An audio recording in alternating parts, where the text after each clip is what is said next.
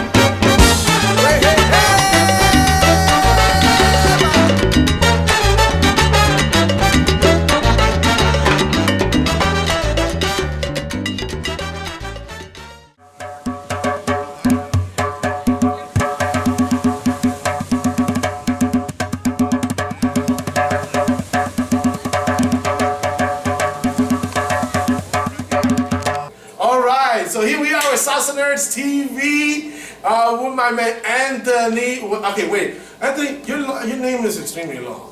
Okay, it is. So how do we go about this? Because you know, it's Anthony Lugo. No. It's okay. All of it, because I have it on social media. So how do you go by? How do you when you say Mr.? It's on my birth certificate. The whole name. So Anthony Ruben Velazquez Lugo. Lugo is your mother, right? My mother's maiden name. Okay. And your father? My father's Ruben Velazquez. Ruben Velazquez. Ruben, the name Ruben travels a long time in my family on my father's side. My father's Ruben, my brother's Ruben, my middle name's Ruben. My brother's middle name's Ruben also. My grandfather was Ruben, my uncle's Ruben, his son's Ruben.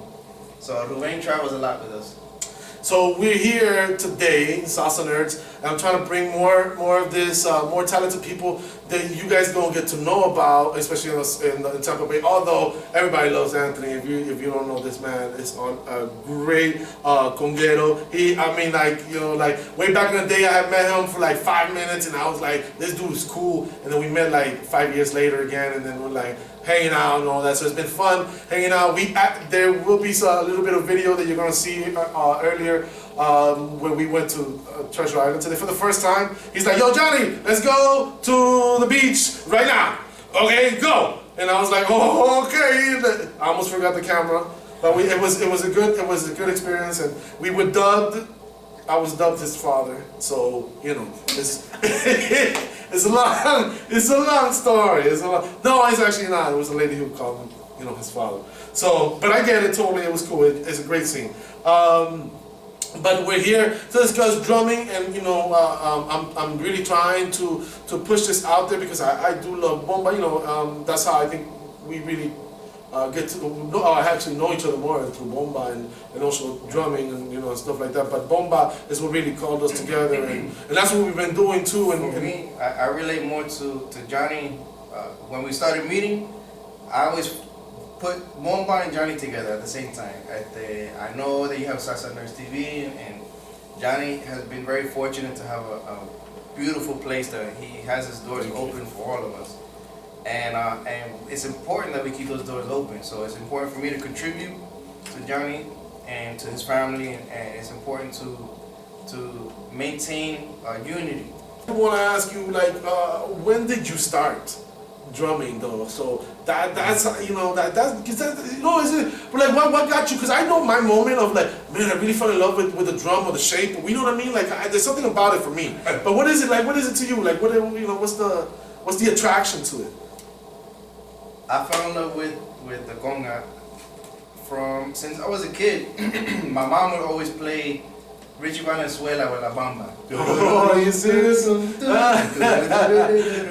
every time she'll play that, I always listen to the melody. That's why, not only from the lyrics, but just the melody always stuck with me. Then she'll play Celia Cruz. I'm like, oh my God. So as a kid, I always fell in love with just the percussion there. So then, not knowing what I was listening to, I moved around a lot in New York. My father had different job opportunities that he always took. And those job opportunities just brought him to give him a better life for us. And he always worked hard for all of us. My grandfather worked hard for my father worked hard for us. And I try to follow those same footsteps. We didn't really grow up with musicians in our family. But the first time I heard a conga, first time I heard a conga was, I was 18 years old. I was at a block party in Long Island.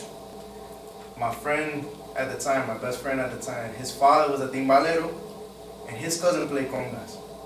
So then at this block party, they pull out these drums. I didn't know what they were.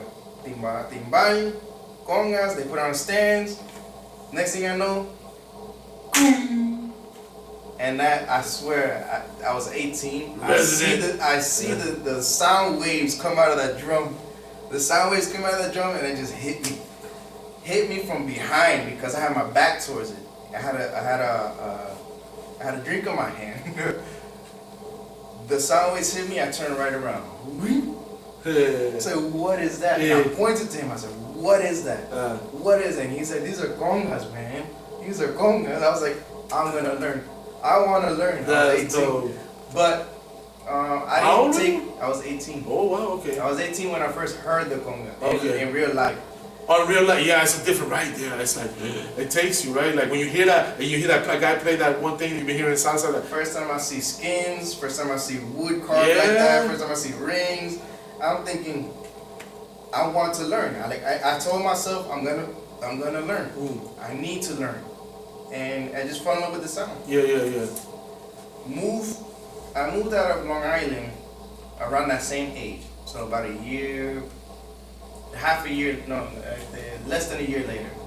I graduated high school and moved to Florida. I moved to Florida in 2006. I didn't really know anybody. I started working right away. I was just working, and I wanted to do something for myself. So I kept remembering that I listened to those congas, and I remembered I wanted to learn. And I went out one day and bought myself a pair of LP aspires. I did too! Oh, that was my first congas, bro. Oh my God. They were brown. They were the brown ones that like burgundy, kind of like, you know, like, I don't know, it was a little more reddish than that. Anyways, go ahead. That's crazy. The regular ones, the yellow. The Aspire, no, that's, oh my God. So I bought my first pair of LP Aspires. I was 19, going on 20. Yeah. So hitting 20. They were cheap. I bought them. Oh my God. Yeah. Bro, I bought the congas. The set, yeah. And I bought a DVD. Oh. DVD. Richie Gajate Garcia. At that time, he was the first one that I heard that they call it pulpo. Because he would play timbales, congas, everything at the same time. So he was doing everything at the same time. So I took that DVD, I locked myself in a room for a whole year. I would come home from work, I went straight upstairs. My father would get so mad because everything would resonate downstairs. And I didn't know what I was really doing, but my first thing was the tumbao.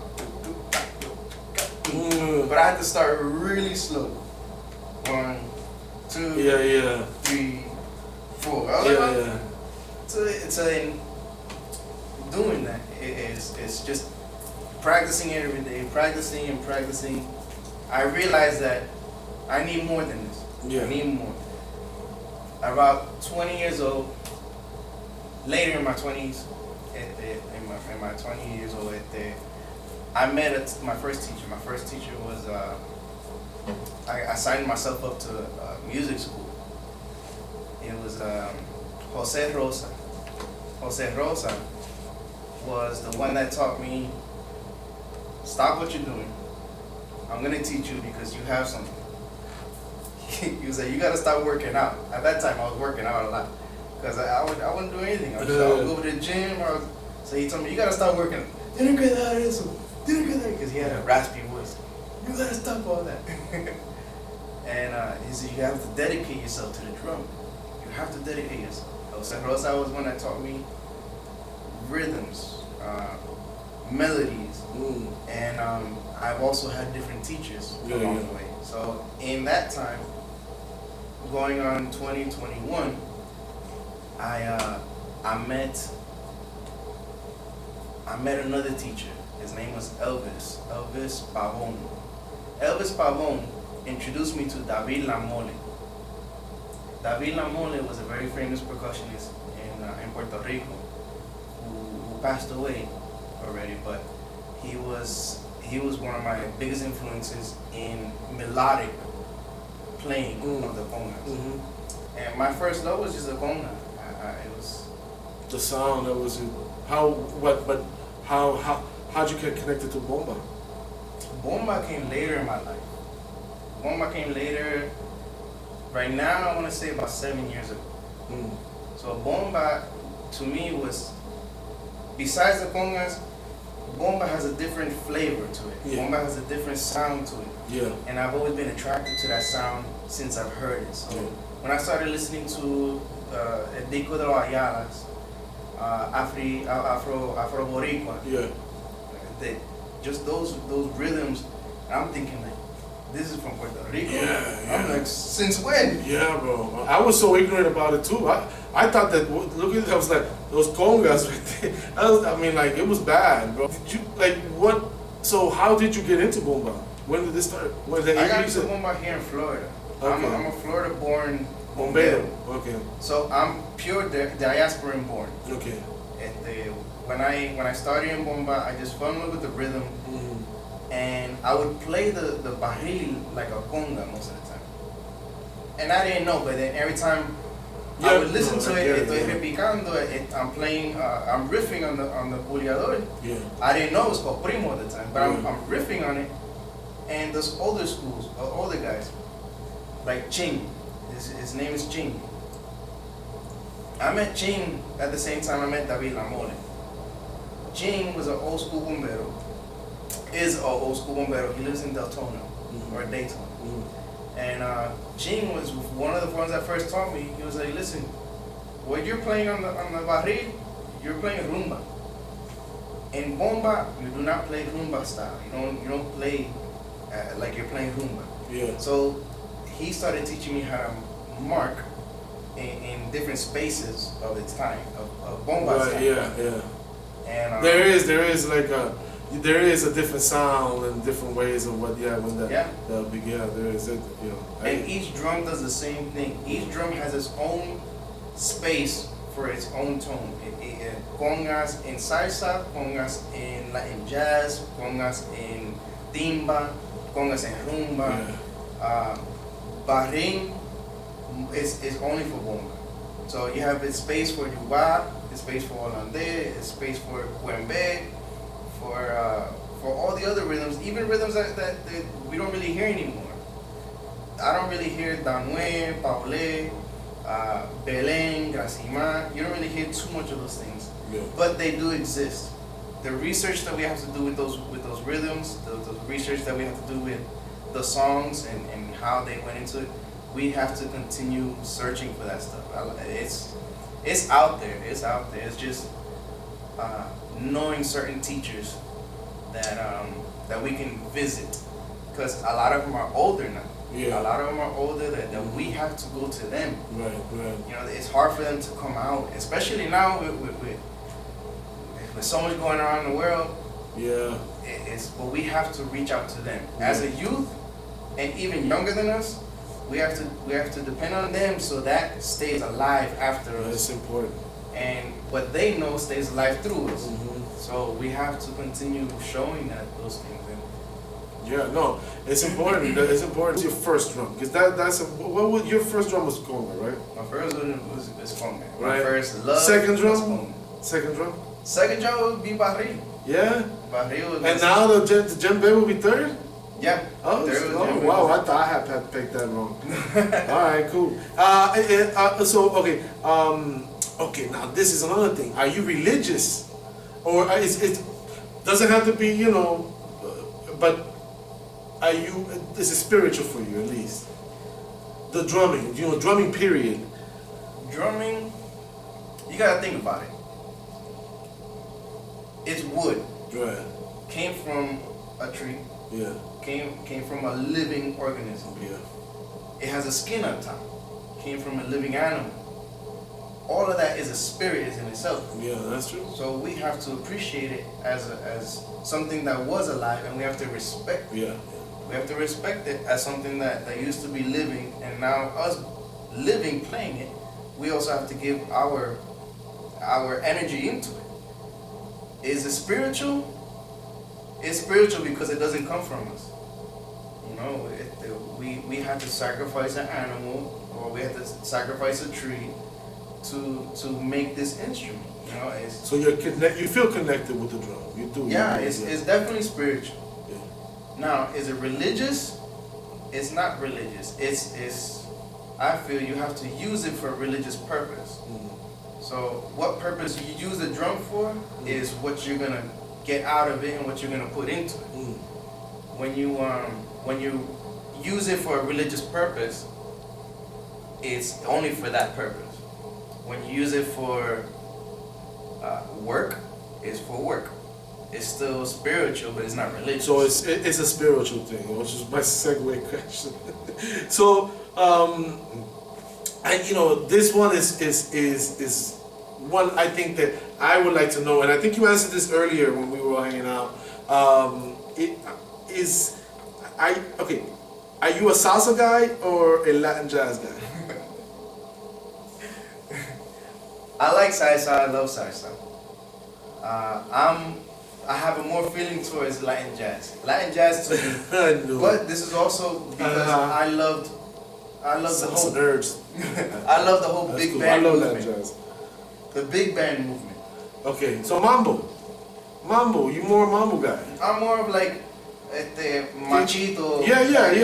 That's Benny mambo. Moré. Those are mambo right there. I love That's the mambo. whole Tito Puente era. Mambo. But also because I fell in love with what came before that. Yeah, right. You have the rumba, but then you also have son montuno in Cuba. Right. Yeah, no, the montuno area. Yeah. Oh yeah. You listen to Changui? Yeah, that's good stuff. That's good stuff. Is there a difference between a Cuban drum and a Puerto Rican drum? There is no difference because the drums didn't come from Cuba. It didn't come from Puerto Rico. So the only difference. For example, the conga had a big influence from the ngoma drum. Right, okay, I get what the you're saying. ngoma drums come from the Congo. Right. From what I know of is Kinshasa. Kinshasa has the ngoma, but the ngoma is a big tree trunk, and they just hollowed it out. But it's straight. Right. It's tall, like this. Yeah. So that's the grandfather of the conga, from my understanding. And what they used to do, they used to tack the head on.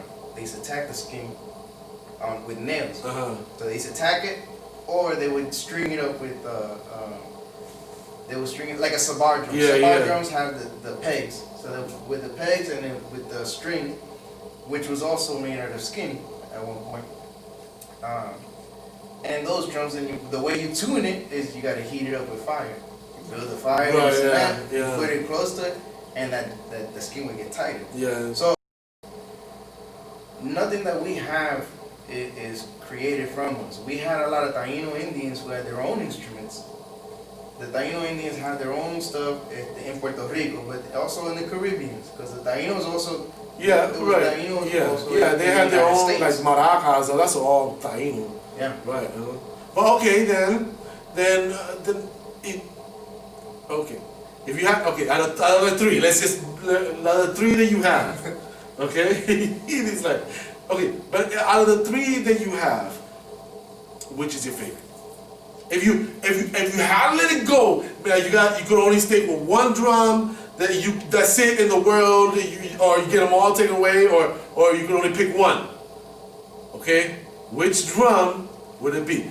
The timba, buleador, or djembe? If you're gonna take one away, take all of them. What the politically correct? What is the politically correct? If you're gonna take one away, take all of them away, because I don't need this to make something sound. I don't need it to make a.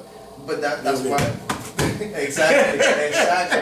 But that's a cajon. El cajon No, was also right. a drum of segregation, Right, a yeah. drum of resistance. Right, yeah. Because well, that's why they have rumba cajon. Yeah. So all of that stuff was because they were trying to take all these instruments away from the slaves. So it wouldn't be the conga, Anthony. If you're gonna take one away, take all of them away. If you're gonna try to put me on one, Okay. take them all away. I would have thought it was I would have been betting on the conga. No. But okay, all right. Take all of them away. Take them all away. Dame una mesa, o dame una tablilla. Give me a stool. I get I'll it. put in a stool for life. I get I'll it. break my hands on this. Okay, so now I want to know like I want him to teach over at Boogie Down, but what are you doing as far as are you teaching anywhere? Are you doing any projects? I'm still teaching. And also like because I want you to plug yourself, So I really are you doing any projects musically? I have a lot of projects. Yeah. I'm working on a few songs that I have that I'm trying to produce. Okay. And I'm still teaching also. And teaching comes. And you'll be, hopefully, if nothing wrong with the COVID stuff, hopefully August 1st, or maybe somewhere around there, I'm looking at August 1st, we want to have a bombazo here or a jam out, but let's see what happens, because we're all kind of like on our toes. But we plan to have bombazos here, or like what I want to call, bomba, socials. But I want him to be having a teach, here frequently, and especially I'm when more we're than doing willing that. to, because you deserve. You work hard for your place, Johnny. You have these doors that have to stay open. I wouldn't be here if you didn't have this place. Right, You know what I'm saying? That, this is my contribution because you're giving me the opportunity. Right. And, I appreciate it. and we have to keep your doors open. No, yeah, bro. I mean, I really do appreciate that. I'm glad I have your endorsement, bro. We're gonna bounce pa'lante. With people like you around me, I'm only gonna learn more and strengthen myself, and that's just by having such talented people like you. Where can people reach you? You can reach me through social media, Okay. Facebook, email. On Facebook, you have my whole full name. Same thing that's on my birth certificate. As long as try to steal my I was identity, trying to figure out if you could shorten it. I won't because I love each part of it. Each part of it has a history. Anthony has a history. Ruben has a history. Velazquez has a history. Lugo has a history. So why hide any of it? I'm not gonna prefix it ARVL. For what? So you can find like what's your Instagram and your Facebook and all that. So Instagram, I use my Instagram for like family and stuff like that. On Facebook, Facebook, you're a Facebook guy. I'm more on Facebook, and I'm just used to it more. And, Yeah, me too. You can find me in my email. My email is Timbanthony, TIMB, like Timba. So TIMB Anthony23 at yahoo.com. You can find me on gumbobs.com. Yeah. Gumbobs.com. Wait, I didn't go through this. Well, this man has an endorsement from Gumbobs. Gumbobs. Awesome conga, beautiful. Look at the beautiful congas. And so email, Facebook. And I just really want to thank Johnny for this opportunity. We have to support each other. We have to support small businesses. We have to support in times of needs. We have to, because we need places like this so we can come and play. We can come give back to the community, come and give back to the youth. Yeah, get them enticed. Yes. The youth is the most important thing because they're sponges. Yeah. They're sponges. They retain so much, but we have to give them the right nutrients, like the proper foods. Yeah. Right. Yeah. Exactly. Yeah. And at the point where they could play, that's already solid food. There's no more baby. The baby food is Right. Give them a conga, give them a barril, give them a djembe. These kids will play from 3 years old and even younger, but 3 years old and up. Yeah. These kids would surprise you in every way. Yeah, drumming, yeah. So you teach them this one thing, they'll retain it. Right, yeah. I've had many students. I was teaching at it was called New World Music School of Orlando. I was teaching in a music school, and the students that I had from My oldest was almost 80, 79. He was learning how to play timbales. And I have students from older females, other males, autistic, Down syndrome. Each student will teach you something new about yourself. Each student will teach you as you're trying to teach them. So I don't call myself a teacher. If I teach you something and you taught me, we're friends. So I don't consider myself just a teacher, because we're all still learning, but I'm your friend. If I show you something, it's because I'm your friend. I care about you. Right. And at the same time, I expect you to give me the same way, the same in return, even if you don't even realize it. Yeah. So. No, I think that's the best. Honestly, that's the coolest way of doing things, man. I'm just happy you were here to do my blog on SalsaNerds TV, because we're trying to do this revamping. Hopefully, we want to get more people to be in our Salsa Nerds. I'm going to be looking for more people to be on. But please, subscribe. We're gonna and also, share if you like to share. I'm doing this for fun, but we are trying to survive in this COVID times. So please, either way, even if you somehow can help out and endorse us, that would be great. So you heard it here, Anthony with us in SalsaNerds TV. And I hope to see Rumba. yes. And I hope to see you guys on the next one. And it's also Nerds. And don't forget, please hit the like and subscribe, please. Share. Yes, SalsaNerds TV, Boogie Down Dance Studios. That's right. Brandon. Same Tampa. Brandon is the same place. Yes, but don't forget to subscribe.